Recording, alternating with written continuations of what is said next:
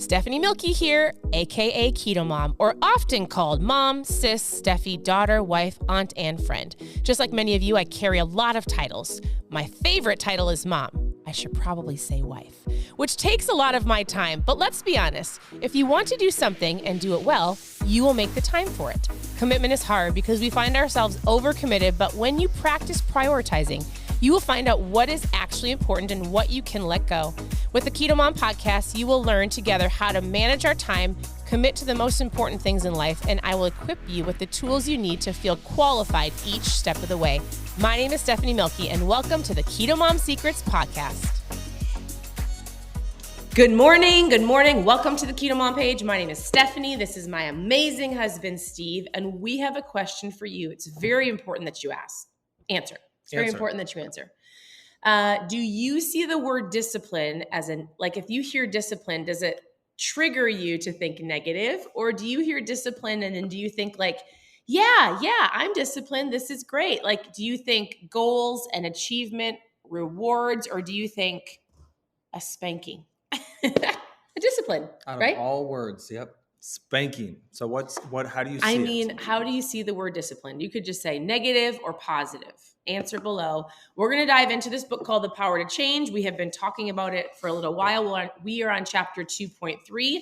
The title is Discipline is Not a Dirty Word. And so what we like to do here on the KetoMOM page is help you with your mindset, give you things to help you understand that your mindset is important.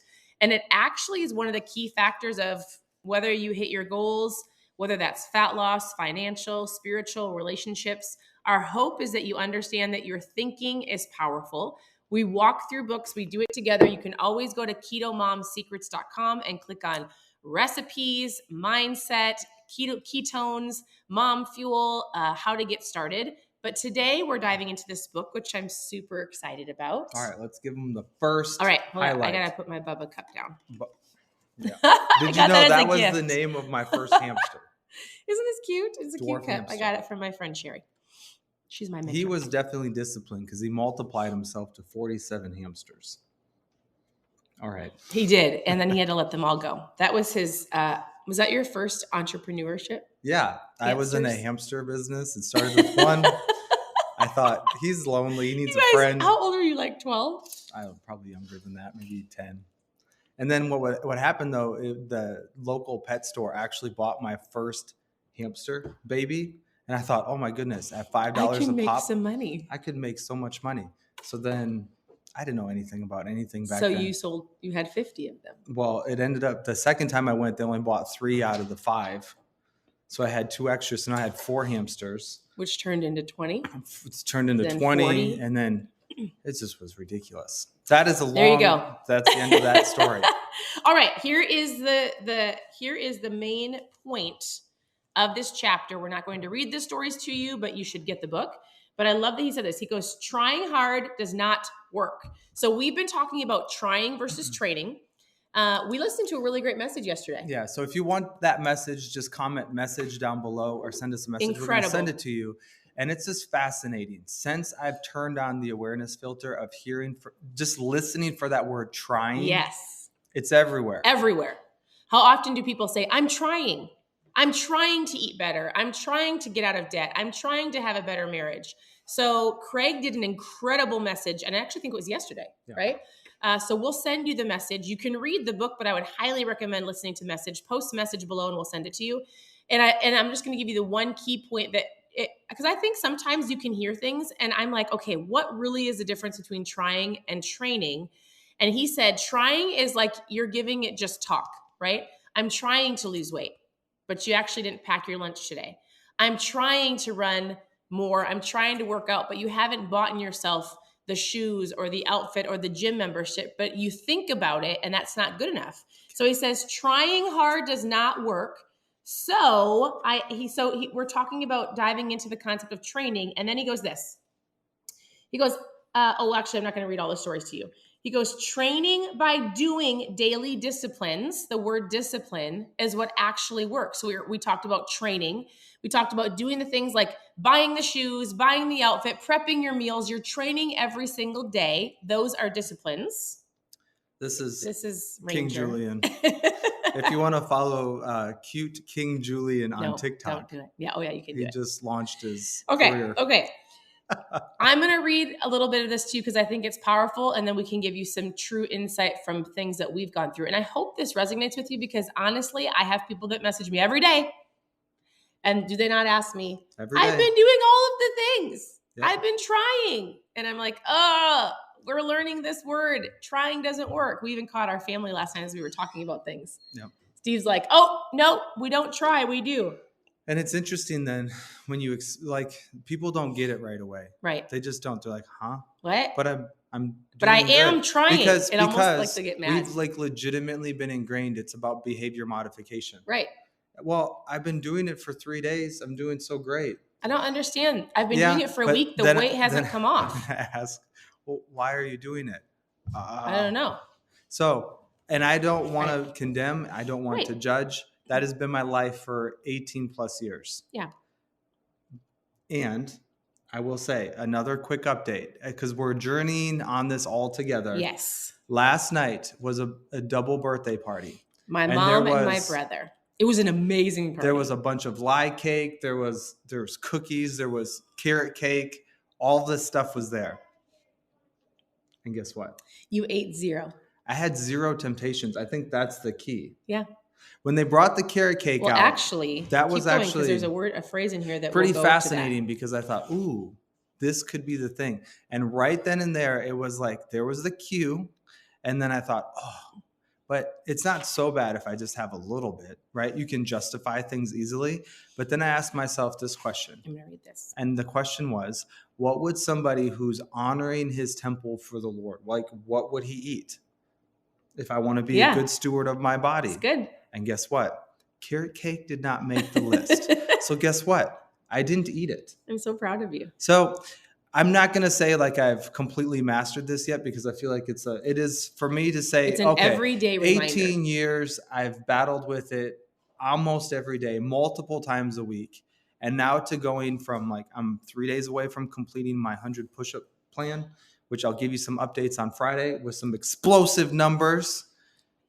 But the reality is, if you can define who you are before you start doing all of these things, right? I'm just letting you know, it can It's happen. a big deal. It is a big deal. So, okay, I feel like this pertains exactly to you. So He talks about discipline. He says the word discipline makes us think that doing things we don't want to do, like getting up early in the morning, making our bed, eating Brussels sprouts. Because what if I gave you a different phrase? And I think this will go with what you just said.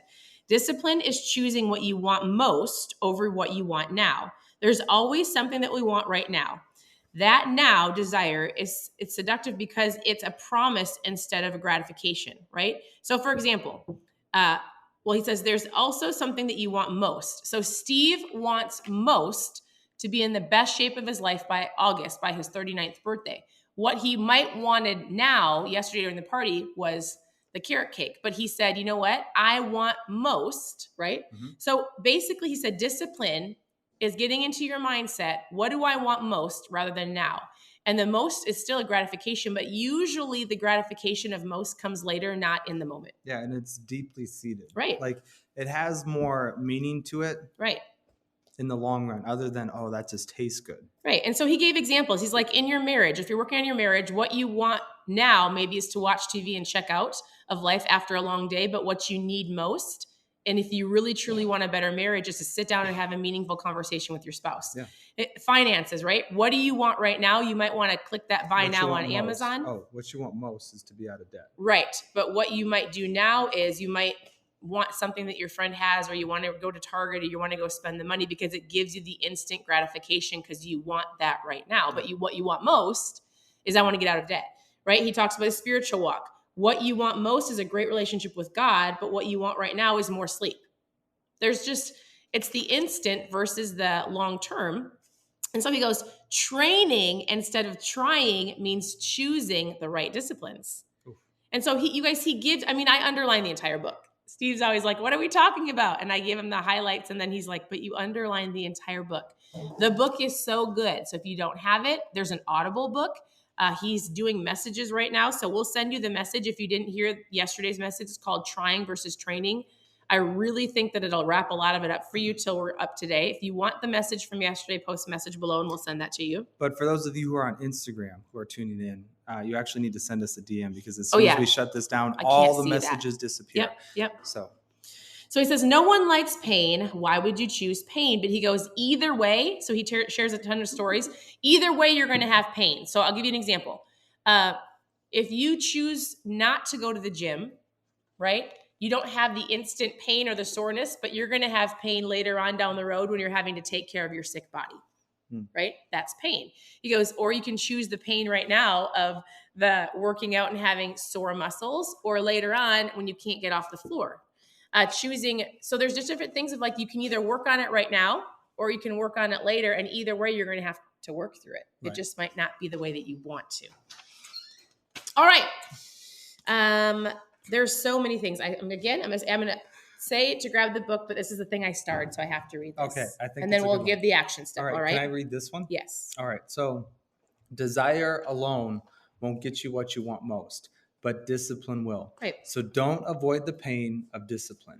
Right. If you do, not getting what you want most will be your biggest regret. Right. So think about that, because so often it would have been really easy for me to just eat the carrot cake last night. And I know this may sound like a really stupid example, but for me, sugars really had a hold on me for just a predictable pattern, something that you just see over and over and over again. And like Stephanie used with a lot of those different examples, it might be hitting the buy now button on Amazon. It might be, I've got all these goals, but I just keep hitting the snooze button. Or instead of talking to my wife, I'd rather just binge on Netflix and watch the newest series. Whatever the case may be, but you've got those goals, dreams, and desires for a reason. And typically it's really easy just to let the conveniences of the world kind of just take over, like run our life. To run our life. I love how you said that. Yeah. So I'm just going to encourage you that desire alone won't get you what you want most, but discipline will. Right. And he says, think of discipline as choosing to do what's important to you. You repeatedly do the same things that are important to you every single day. You eat, you sleep. Those are disciplines. You also have the disciplines that are not great, either sleeping in, not going to the gym, making excuses. And so think about this though. I want to just give a little picture. So imagine you go outside, you walk outside of your house, and then you walk to the mailbox, and you have to walk kind of just diagonally through the yard every day.